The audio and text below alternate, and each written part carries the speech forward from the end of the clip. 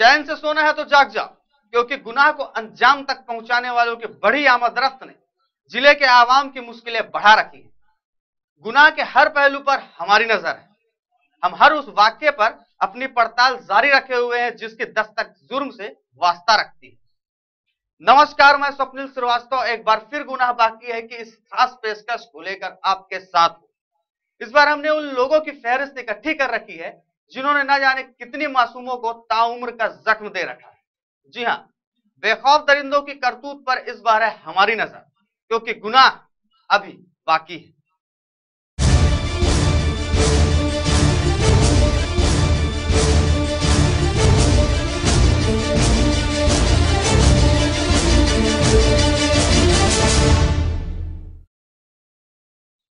कोरबा जिले में पिछले कुछ महीने में बलात्कार और बलात्कार की कोशिशों के बड़े मामलों ने एक घिनौने चेहरे की तस्वीर सामने लाकर खड़ी कर दी है, जो समाज को शर्मसार करने वाला है। बेखौफ दरिंदों की करतूत पर पुलिस की जांच जारी है, मगर उनके किए की सजा कब मिलेगी फिलहाल बताने वाला कोई नहीं है। कानूनी प्रक्रिया से वाकिफ अपराधी मासूम बच्चियों से लेकर महिलाओं को लगातार अपना निशाना बना रहे हैं और पुलिस विवेचना पर विवेचना किए जा रही है। बेखौफ दरिंदों की दरिंदगी ने न जाने कितने ही मासूमों को ताउम्र का जख्म दे दिया।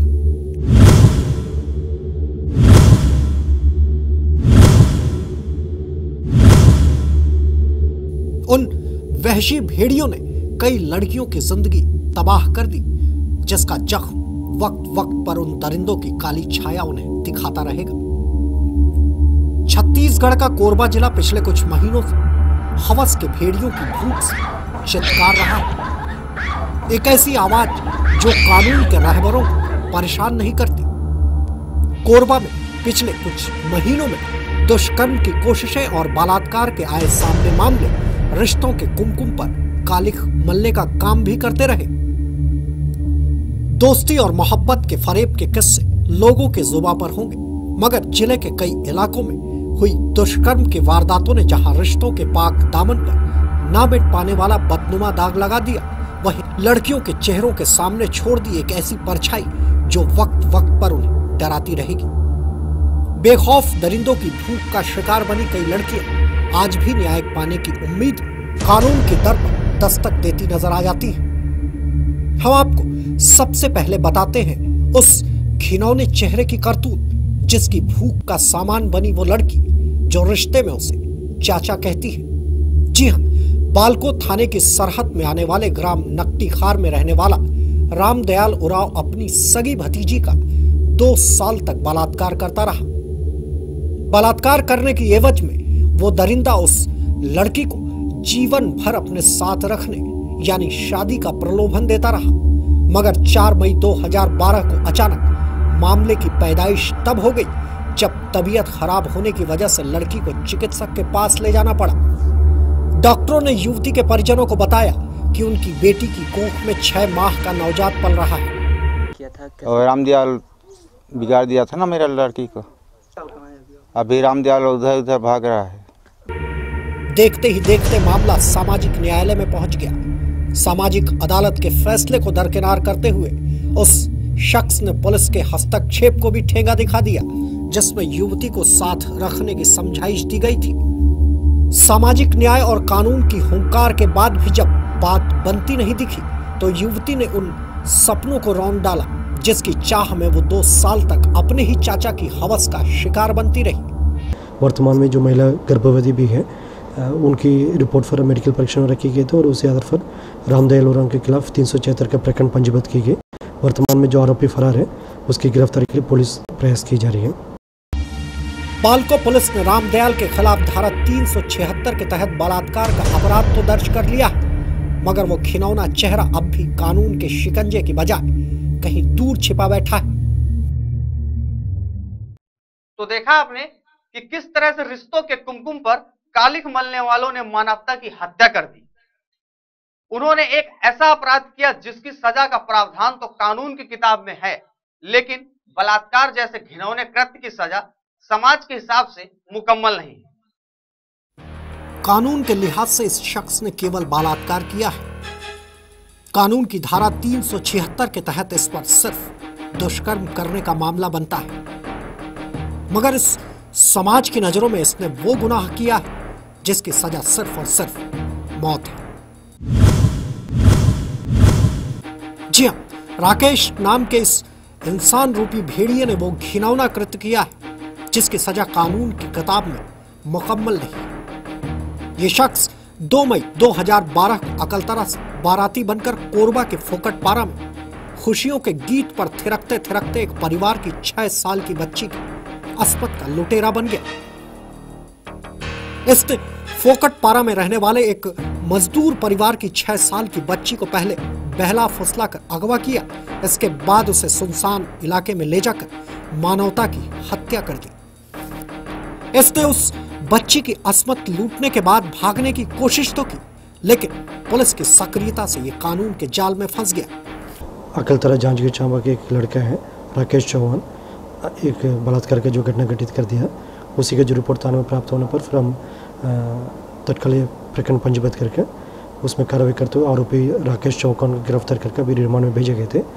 पुलिस को बताए हाल मुकाम के मुताबिक ये हैवान अकलतरा में रहता है और पेशे से बैंड बजाने का काम करता है। यह दरिंदा तो कानून की सक्रियता से जेल की चार दीवारी तक पहुंच गया, मगर बलात्कार का शिकार हुई कोरबा युवती आज भी न्याय दिलाए जाने की मांग कर रही है। जरा सोचिए, जब रक्षक ही भक्षक बन जाए तो भला हिफाजत कौन करेगा।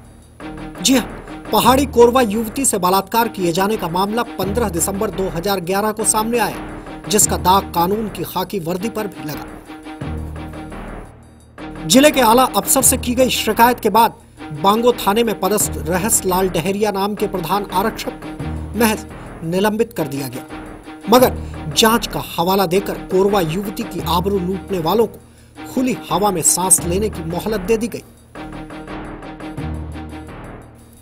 इधर फरवरी महीने की 12 तारीख को कोतवाली थाना क्षेत्र में एक और सनसनीखेज मामला सामने आया, जिसका कानून की वर्दी पर एक बार फिर बदनुमा दाग लगा। बलात्कार के मामले में कानून की वर्दी भी समय समय पर कटघरे में खड़ी होती रही।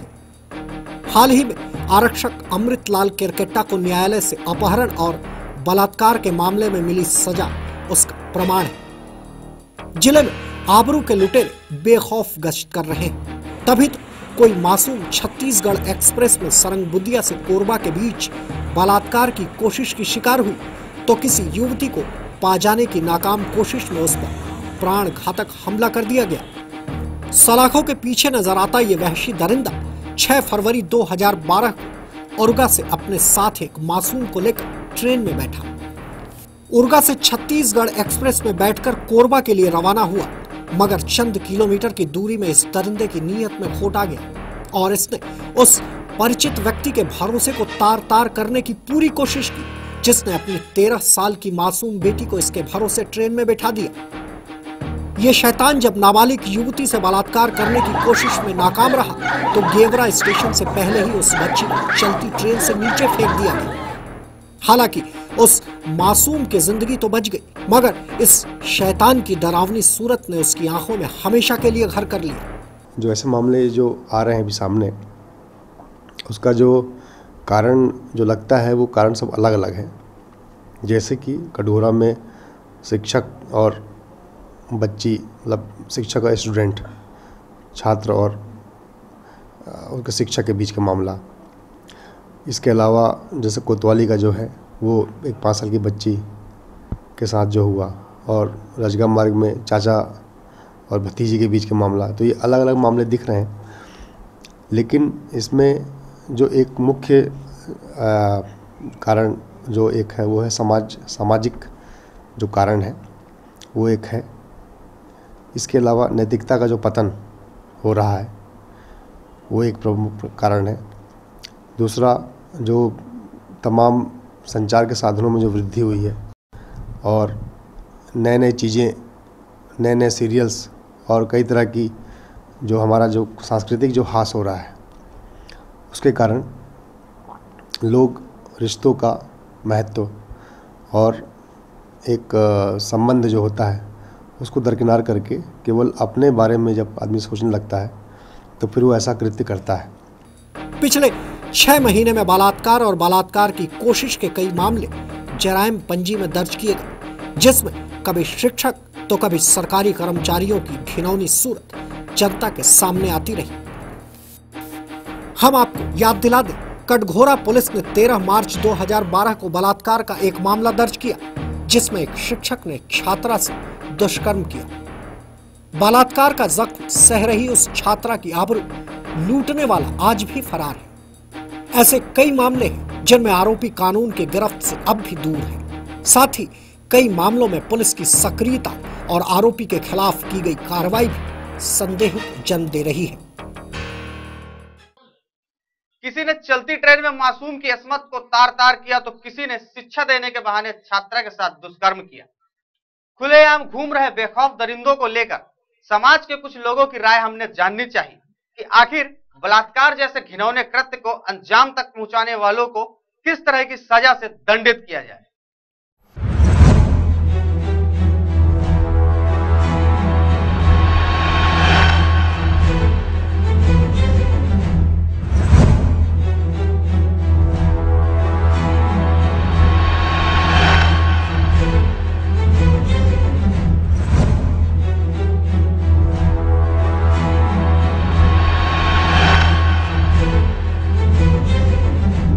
महिलाओं पर होते अत्याचार, बलात्कार और बलात्कार की कोशिशों के मामले में समाज के अलग अलग वर्गों की राय भी अलग अलग है।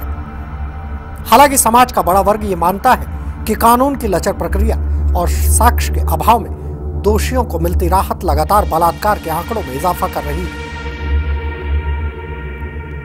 जिले में बढ़े बलात्कार और उसकी कोशिशों के मामलों पर हमने वरिष्ठ अधिवक्ता अशोक तिवारी से बातचीत भी की। अनाचार के मामले हैं, ये कहीं ना कहीं सामाजिक और व्यक्तिक ये विकृति है, ठीक है ना। ये कहीं ना कहीं वो व्यक्ति किसी यौन विकृति की भावना से कुंठित होता है तो उसी के द्वारा इस तरह के अपराध किए जाते हैं। ऐसे प्रकरणों में अदालतें बड़ी संजीदगी से विचार करती हैं और बड़ी गंभीरता से सोचती है कि जमानत दिया जाए या न दिया जाए। तो ऐसे मामलों में बहुत आसानी से किसी की जमानत नहीं होती। बहुत गंभीर प्रकृति के हीनियस ऑफेंस जिनको कहता है, बहुत घृणित किस्म के जो अपराध कहे जाते हैं, उस प्रकार के उस कोटि के अपराध हैं ये, और इसको नैतिक अपराध की कोटि में भी माना गया है। उन्होंने बहुत हद तक इस पूरे मामले में राज्य सरकार को भी दोषी माना है, क्योंकि न्यायालयों में रिक्त पदों की वजह से मामलों के सुनवाई में लंबा वक्त बीत जाता है, जिसकी वजह से अपराधियों का मनोबल बढ़ना स्वाभाविक है। सरकार की ये जिम्मेदारी बनती है कि वो लोगों को उचित और सही समय पर शीघ्र न्याय दिलाने के लिए सही ढंग से न्यायपालिका को सहयोग करने का संकल्प ले। बहुत मांग करने के पश्चात प्रदेश सरकार से एक पद यहाँ स्वीकृत हुआ है, जबकि यहाँ पर और भी स्पेशल जज होना चाहिए। यहाँ पर जो भ्रष्टाचार निवारण से संबंधित जो मामले होते हैं, स्पेशल केसेस होते हैं, एट्रोसिटी के मामले होते हैं, NDPS के मामले होते हैं, उसके लिए भी अदालत यहाँ पर स्वीकृत होनी चाहिए। वो नहीं है यहाँ पर। इंडस्ट्रियल कोर्ट यहाँ होनी चाहिए।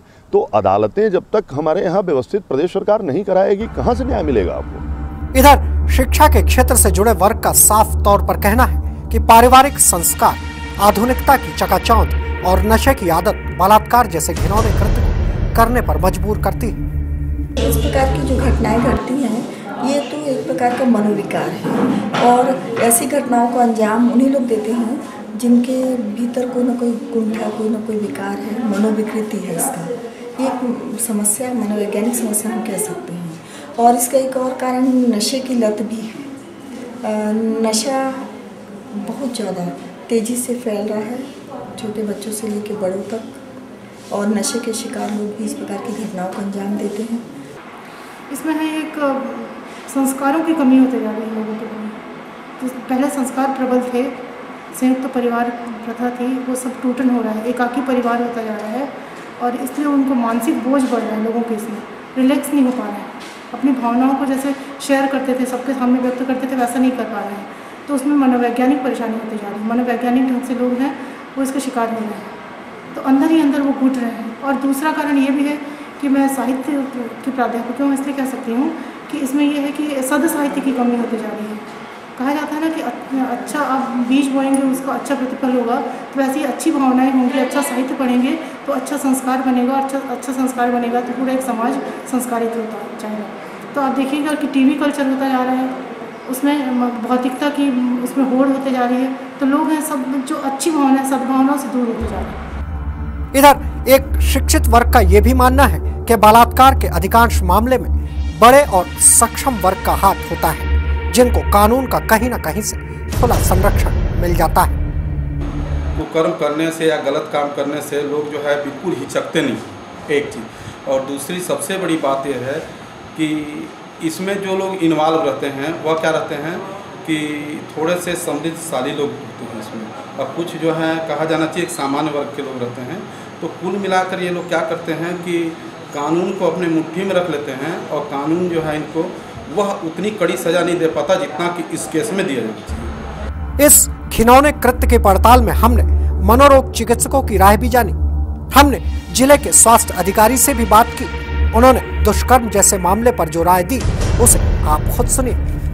नहीं, इसके लिए तो क्या है, स्कूलों में एक शिक्षा होना चाहिए, शिक्षा देना चाहिए कि जो बिगड़े हुए हैं लड़के हैं उनको कम से कम सही रास्ते में लाया जाए। और इसके लिए प्रोग्राम भी पिछले 2 साल 3 साल पहले जो शुरू हुए थे स्कूलों में, वो फिर से एक बार चलाना पड़ेगा, जिससे कि लोग लाइन में आए। मतलब साफ है, बलात्कार और बलात्कार की कोशिश के अधिकांश मामलों में या तो आरोपी को कानून के लचीलेपन का आभास होता है या फिर नशे की मस्ती में हवस की भूख बढ़ जाती है। इस समाज में रहने वाले कुछ लोग ये भी मानते हैं कि बलात्कार जैसे मामले में आरोपी को सख्त से सख्त सजा का प्रावधान होना चाहिए। कानून की पड़ताल में कोई भी ऐसा साक्ष्य कम नहीं पड़ना चाहिए जिसका लाभ आरोपी को मिल सके। हमारी आपसे गुजारिश है कि अगर आपकी नजर में इस तरह का घिनौना चेहरा या फिर संदिग्ध व्यक्ति दिखाई पड़े तो तत्काल पास के पुलिस थाने में इसकी सूचना दें, क्योंकि हो सकता है वह अनजाना चेहरा किसी को अपना शिकार बनाने की तलाश में इस वक्त आपके घर के इर्द गिर्द ही घूम रहा हो। हमेशा बाखबर रहिए, क्योंकि गुनाह अभी बाकी है।